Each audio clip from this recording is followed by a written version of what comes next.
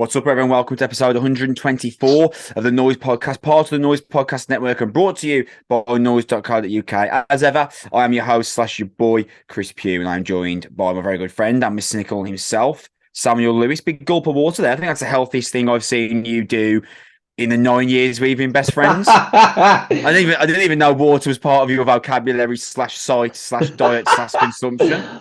Yeah, I know. I actually recently discovered that it exists. So I thought it was just dilution for squash for like 29 years. I was like, Serves no, no other purpose. you're supposed to drink this. I've been using it to wash plates for like nearly 3 decades. I was going on. You've seen me run for a train, which I guess is probably also one of the unhealthy things that I've done in my life now, come to think of it, because that's not a pleasant sight for anybody. No. Yeah, this is my second glass of water today, Chris. Maybe I'm turning over a new leaf. You are becoming me. Like big thumbs up for water, man. There's not enough of it.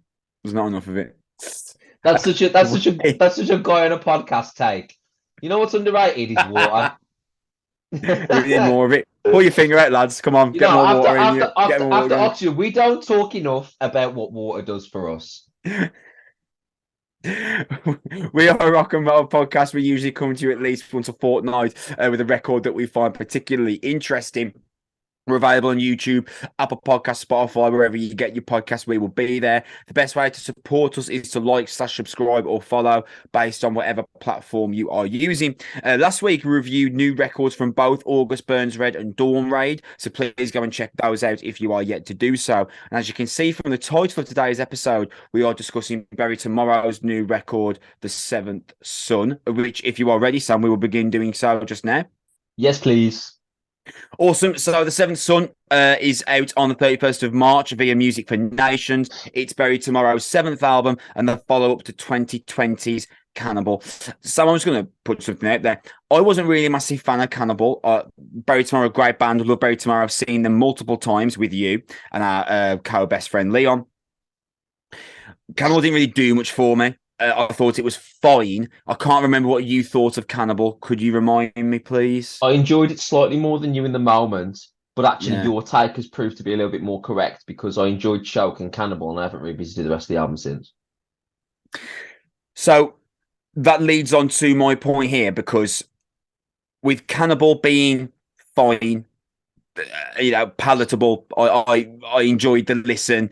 I enjoyed Choke, the opening song, and never returned to the album again. I was slightly concerned for Bury Tomorrow's future. Then Jason leaves, and even though I've always been part of the discussion that says I like Jason and Jason's very talented, but I'm not massive on what Jason personally brings to the band. Jason obviously was a big part of what Bury Tomorrow had built up to that point. So with him leaving, there was concern for me about what the next step for Bury Tomorrow would be, or whether there would be a next step, or if step made, what it would look like. And when this album was announced, Sam, I thought this has to go well. Because Yeah. you mean seriously, like I just felt like it had to go well. Cannibal was okay. Jason, who's a huge part of what the band were for the 15 years that Bury Tomorrow have been together, has gone. I thought, man, if this album isn't great, it's gonna be a problem. Sam, I am happy to reveal that I think this album's really, really good. What do you think? Yeah, I think this is the best case scenario for Bury Tomorrow Yeah, in man. this circumstance. Not only is it good, it's borderline great at times. It's really impressive. It definitely dabbles in the waters of being great, 100%. Water and Dips water's it, a nice little motif, isn't it, for this episode so far? But yeah, it definitely dabbles in the waters of being great at times. Yep, totally. yeah, I think considering the situation, like you say, for a band to go for 15 years and then replace a vocalist, and if you read the press notes, kind of vibe I was getting where they were on the verge of breaking up entirely. And the choice of the vocalist kind of lifted them out of that situation. And you're right, if this doesn't go well, then they're looking at each other being like, well, we tried something else and that hasn't fixed the problem. Clearly this this is the end of the run. And I agree with you. I agree with you. This is an incredibly impressive album that for once, for about a decade, shows some significant steps forward from a Bury Tomorrow blueprint. and the writing Yeah, totally. style. I would say this is their most creative album since Earthbound, or maybe even before that. I would agree, actually. I think that one thing I do want to say about this album, I don't think there's a song on there as good as Death Ever Colder. I thought that song was superb, and I was crazy excited about this new era of Bury Tomorrow from that point. The following singles from that didn't do anywhere near as much for me. But I think Death Ever Colder is like in the top 5 songs Bury Tomorrow I've ever written. I think that song is excellent. One really interesting. Now, me and you, Sam, we don't usually discuss singles really for albums as we speak. Abandon Us, Begin Again, Bolt Cutter, and Heretic Yeah. are the singles for the record. Sam, have they released the 4 worst songs on the album as singles? Yeah, the choices are really odd. Yeah, I Choices are think they're really the odd. 4 weakest songs on the album. Even with Heretic, obviously Heretic has got Loz Taylor on from While She Sleeps, so obviously Yeah, that's going to be a single because it's yeah. in terms of British metal, a modern British metal at the very least, an A-lister really in Loz Taylor. So I understand why that one was a single, and it's a good song, and I do like it. But for the others, I personally feel like Abandon Us, Begin Again, and Bolt Cutter are the 3 weakest songs on the album, which is amazing news if you're a Bury Tomorrow fan. Because if you liked Abandon Us, Begin Again, and Bolt Cutter, they are mild compared to some of the real greatness at times you will hear on this album. What would you say on the single, Sam? Are you in the same camp as me there? Not to the extent where they're massively outstripped by the rest of the album. I think they are still good songs. I think Abandon Us is a good tune, and I think Begin Again is very clearly a big single selection. Um, this kind of feels like just the collection of the singles were deliberately chosen. This kind of feels like without being disrespectful, a much more successful version of what Wage War attempted to do about 4 or 5 years ago. Yeah, no, Um, but that's not disrespectful, Sam. That's actually factual. They give it a Thank go and it you. didn't work. Facts can be disrespectful though, unfortunately, can't they? Yeah, yeah. But in this circumstance, what they've succeeded in doing, especially on Begin Again, feels like they've told the balance quite nicely between a radio ready chorus and still maintaining the blueprint that's made them popular with metalcore fans. But yeah, I think Bolt Cutter is just an average, just run of the mill Bury Tomorrow song. I think it's a strange choice for a single, because there are some songs on here that I would have been if I was in Bury Tomorrow's. I don't know, it's circle. Those people that have those conversations with the band about single choices and things like that. Even if that conversation even does exist and it's just the band themselves discussing it, I would be like, do you not fancy just seeing how people react to Majesty? Yeah. Because I think that's the without hyperbole, which I know we're fond of, is that the bravest step they've ever made? 100%. It's not even in question, mate. There's no hyperbole there. That it's definitely the bravest step they've ever made. 2 for 2 on factual statements. It's a good start for me. Yeah, let's see how we go for the next 20 minutes. Oh yeah. That's the peak right there. But like, obviously, I don't want to step on the rest of the review, but that's an example of a song that they've really, really sort of pushed the boat out to be able to write. And also, I wasn't as anti the dual vocalist situation that had permeated with Bury Tomorrow previously. I quite liked the blend of the 2 vocalists, but even I recognise they can't write this song 4 years ago. Just can't Well, be done. yes. I mean, we're not going to step on the review before we even started, but I've mentioned several times throughout my notes here that they can't write these songs if Jason's still in the band. No, No, well, no, actually, no. That's probably a bit of or at least they're probably not as that's harsh. successful. They definitely can't write Majesty if Jason's still in the band, and there are parts of the other songs that can't happen if Jason is still in the band. I'm kind of I'm kind of aware how harsh I'm saying towards Jason here. Jason was incredibly talented and great at what he did. He just didn't personally do much for me, and I much prefer hearing Tom Prendergast as the singer for Bury Tomorrow. Interesting that he brings keyboards to the fray as well. Although one, I suppose if there has to be a negative, he brings keyboards in, but I don't really remember a part of the album where I heard them being utilized and thought, "Oh God, that's really interesting." Off the top of my head, I can't remember a moment where I was like, "Man, I'm glad the keyboards are in." But he's singing, just fantastic throughout. Yeah, I agree. So just chuckling at that, like, oh, I'm glad the keyboards are here. Every Rush fan just furious right now. Um, but Keyboards are there on the Rush song. I agree with you in the sense that what the addition of what's his second name? Tom Prendergast. Prendergast, yeah. That is a name. Um, but Tom Prendergast has given the band is an ability to be more versatile, and as sort of like I talked about the August Burns Red record last week. The palette seems to have been widened to include a greater awareness of color and things like that. It seems like a widening step or a widening horizon.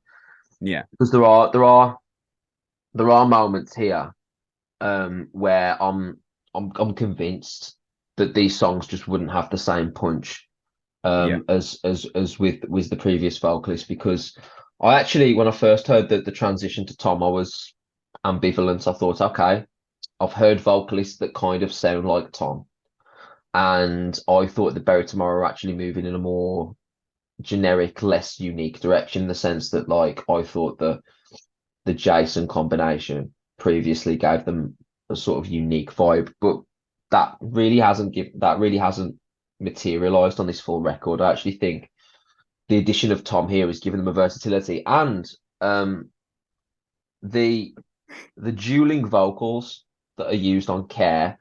I'm sorry, Let's go, man. if you have two vocalists, why don't you do this all the time? Why why have we had this turn taking situation before when this was on the like on the ability that they could have this in the locker, because the actual symmetry and the to use a word that you use, like sort of the symbiotic nature of their vocals sort of like rotating with each other, that's such a win for this band. That gives them Yeah. such a different edge. And yeah, like just listening to these songs and throughout this album, I'm convinced that the addition of the vocalist has energized them and also given them a wider array of songwriting choices, and I think they're reaping the benefits of that. So as we go through the record, title track, The Seventh Son opens, and Bury Tomorrow really know how to open a record, man. Immediately coming to mind is Choke, No Less Violent, and Man on Fire.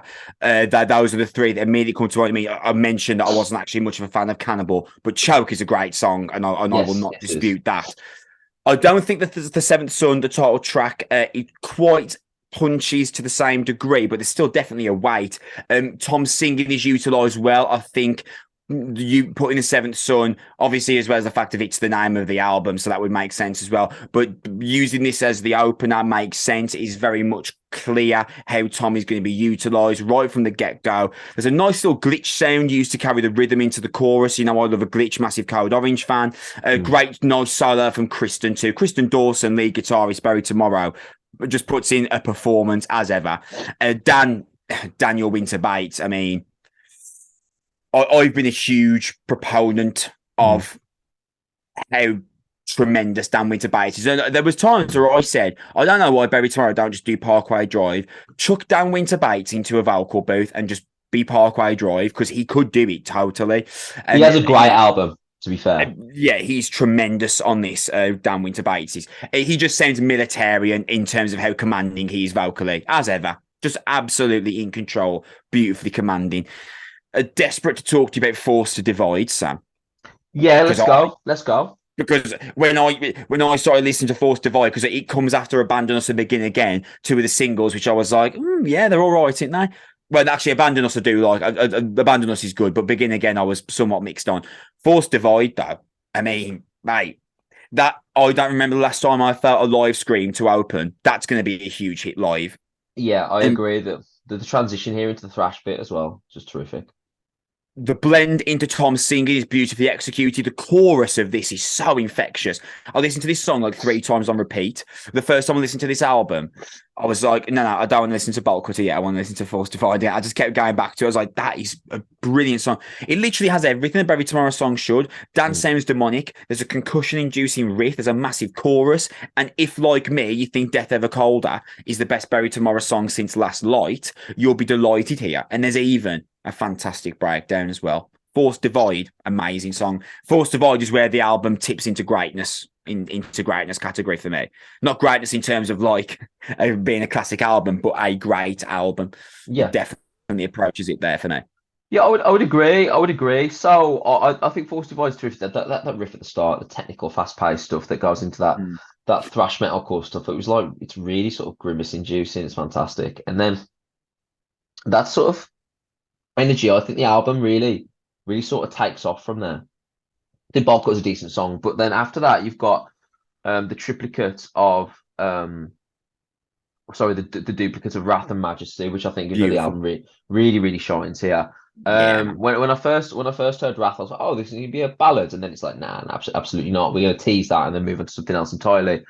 The violins at the end, I was like, okay, cool. All right, I'm hearing like a different writing decision here. I'm hearing some sense of expansion. And I know that I've messed around with some synthetic sounds earlier in their career.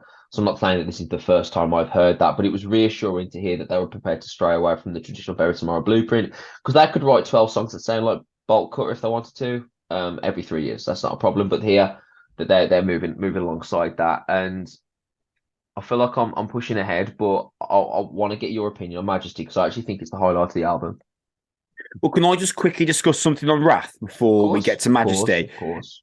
And again, I'm not wearing a T-shirt that says I hate Jason from Bury Tomorrow, but there's a part on Wrath where Tom does this lyric slipping away, and he really extends his vocal crawl while he's singing it. It becomes this far-reaching beckon, and it really adds to the weight of Wrath. And I just don't think Jason would have been able to do that. So it either wouldn't have been there, or it would have been executed to a lower extent. But that vocal crawl from Tom, the extension of Slipping Away, adds so much to this song. The melody of the chorus just makes Dan sound that much more ferocious when he returns as well. There's a beautiful vocal, the like harmony of the sings and screams between Dan and Tom together at the end is just a massive, brilliant ending. We will talk about Majesty. It did come as a surprise to me. I know we're at this point where Bury Tomorrow have got a new vocalist, who try new things. I wouldn't have seen this coming. Yeah. This song does not exist if Jason's in the band, whether that's for better or worse for Bury Tomorrow fans. Personally, I think it's for the better. From this melancholic novella to a thick metalcore number. And I think Majesty is a really, really intelligent, well-executed song. I completely agree, and it shows that they're ambitious. I don't understand, like, when you've got an album that's jam-packed with metalcore stuff, what's the harm in writing a song that sounds a bit different? What's the harm in going a little bit left field? Like, I'm sorry, if you're a Bury Tomorrow fan on Reddit complaining that one of the songs has piano at the start and it sounds a bit weaker than the others, then just fucking skip it. You lose that. Like, what are we doing? Like, you don't have to like everything. Your approval isn't required here. Like, they wrote a song that shows that they want to try something else. They want to show, ironically, that says your approval isn't required as we're doing a podcast forcing people to appreciate our approval. I'm going to point that out for someone in the YouTube comments does. But the point that I'm trying to make here is, I love when bands try and push the boat out a little bit, and successful or not, you took a swing, you took a hit here, and you went for it. And I actually think it really, really works. I actually think the building up the piano and then breaking into that metalcore number at the conclusion, that explosion, was really impressive and really rewarding as a listener. And that's where, for me, I started to feel that the album was taking another step, and that's where it was transitioning, where I was actually like, all right, this album's actually going to stick in my mind. And there's going to be a moment where I'm actually like, oh, that album, because that has Majesty, that there's something there that differentiates it from the last 2 to 3 Bury Tomorrow records. Like we were talking the other day, right, about what's the best Bury Tomorrow record between ourselves, and you were talking about Union of Crowns. I brought up Earthbound. We talked about some of the earlier records and things like that. A couple of people suggesting Black Flame. All right, okay, but it's the idea that actually I think after Earthbound, a lot of the Bury Tomorrow stuff can be interchangeable, and really after they actually kind of came out the gate quickly, you can actually sort of, if you took songs from one record and put them on another record, would you really, it wouldn't sound out of place necessarily. Whereas Majesty actually is a song that can tie them tangentially to this particular period of their journey as a band, can tie them to this particular transition with the vocalist. And this is something that actually sets them apart from some of their contemporaries. And this is the song, like we talked again, I'm going to harp back because of the August Burns Red conversation. The fact that this follows that is actually so cool because we're actually discussing comparative bands within the field and stuff. And both of them have clearly looked at each other and said, let's try something else. And both of them have benefited from that. This is a wonderful thing for a band to do that have taken this sort of step forward. I actually think in and of it, even removing the context of this is a step for the band that I've just described, I think it's great, period. I think it works I enjoy it immensely listening through to it.